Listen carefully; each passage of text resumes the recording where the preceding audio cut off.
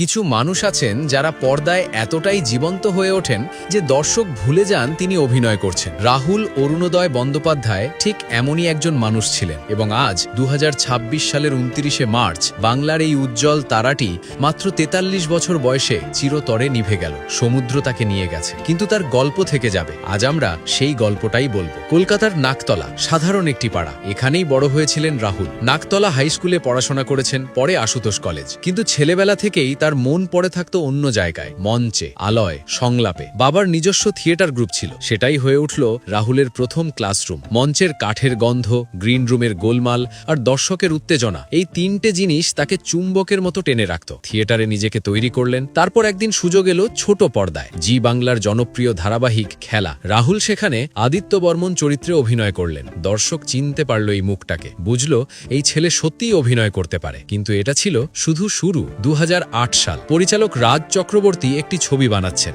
নাম চিরদিনই তুমি যে আমার। নায়িকা প্রিয়াঙ্কা সরকার, আর নায়ক হিসাবে বেছে নেওয়া হলো এক তরুণকে, রাহুল অরুণোদয় বন্দ্যোপাধ্যায়। ছবিটা মুক্তি পেল এবং রাতারাতি বাংলা সিনেমার ইতিহাস বদলে গেল। চিরদিনই তুমি যে আমার শুধু একটি ছবি ছিল না, এটা একটা অনুভূতি হয়ে উঠল। রাহুলের সেই নির্দোষ চাহনি, সরল হাসি আর স্বাভাবিক অভিনয়, দর্শক পাগল হয়ে গেল। তরুণ প্রজন্ম তাকে বুকে আঁকড়ে ধরল। এই ছবির গান, এই ছবির দৃশ্য আজও বাঙালির মনের নস্টালজিয়া হয়ে আছে।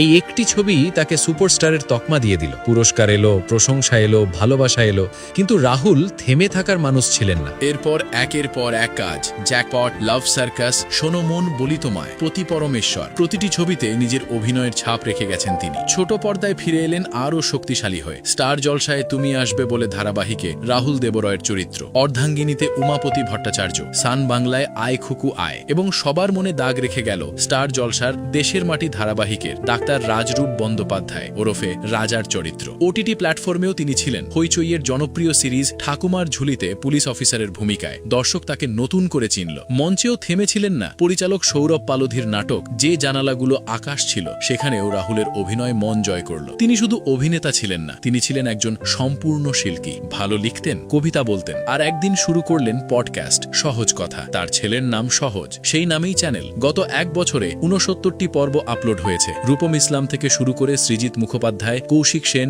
ঋদ্ধি সেন, বাংলার সেরা প্রতিভারা এসেছেন তার সাথে কথা বলতে। দর্শক ভালোবেসেছে। সহজ কথা বলার যে শিল্প, সেটা রাহুলের মধ্যে ছিল। কিন্তু জীবনের গল্প শুধু সাফল্যের নয়। 2010 সালে প্রিয়াঙ্কা সরকারের সাথে বিয়ে হয়েছিল রাহুলের। সেই প্রিয়াঙ্কা, যার সাথে প্রথম ছবিতে অভিনয় করে তিনি বাংলার নায়ক হয়েছিলেন। কিন্তু 2017 সাল থেকে দুজন আলাদা হয়ে যান, সম্পর্ক শেষ হয়। জীবনে ব্যক্তিগত ঝড় এলেও রাহুল কাজ থামাননি, মঞ্চ থামাননি, পডকাস্ট থামাননি, তিনি এগিয়ে চলেছিলেন। এবার আসি সেই দিনটির কথায়। 2024 সালের 29শে মার্চ একটি ধারাবাহিকের শুটিং চলছে তালসারি বিচে। শুটিং শেষ, একটু বিশ্রাম। রাহুল সমুদ্রের দিকে হাঁটলেন। হয়তো সমুদ্রের টানটা সেদিন বড় বেশি ছিল। পাশে ছিলেন সহ অভিনেত্রী শ্বেতা মিশ্র, তিনি সৈকতেই ছিলেন এবং তলিয়ে গেলেন। উদ্ধারকারীরা তাকে তুলে আনলো। তখনও জীবিত ছিলেন রাহুল। প্রায় 10 থেকে 12 কিলোমিটার দূরের দীঘা মহকুমা হাসপাতালে নিয়ে দৌড়ানো হলো। পথে শ্বাসকষ্ট হচ্ছিল তার। ধারণা করা হচ্ছে সেই সময়ই হৃদরোগে আক্রান্ত হন তিনি। সন্ধে 6:10, চিকিৎসকেরা জানালেন হাসপাতালে পৌঁছানোর আগেই তার মৃত্যু হয়েছে,